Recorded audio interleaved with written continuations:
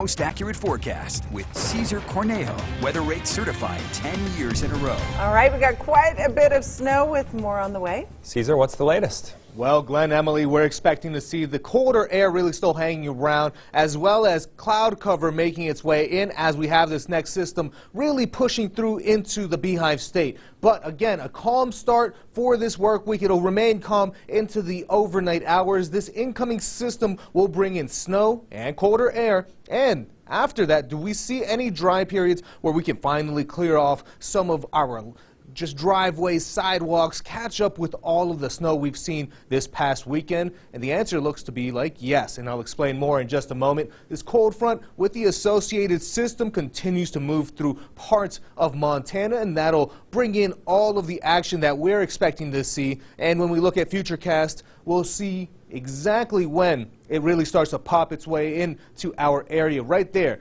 9 o'clock, we'll start to slowly get those showers making their way into parts of the southeast highlands here in southern Idaho as well, right by that Utah border, slowly filtering in towards the Cache Valley. We'll see the northern Wasatch Front as well, starting to see some of these snow showers, even closer towards Salt Lake City. As we get towards the evening hours, we can expect to have some of those showers impacting our evening commute, and as well going towards those overnight hours, really starting to pick up as we get more energy into our atmosphere. Then as it starts to slide down towards central Utah, mostly for the mountains, but the I-15 corridor could see a little bit as well. It still lingers over towards central Utah for Wednesday afternoon and even into the evening time frame. But after that, we start to just see more sunshine, but very cold air as well. That's why we have these winter weather alerts, the winter weather advisories for a lot of portions of northern Utah, even the central mountains. The Wasatch Mountains are under a winter storm warning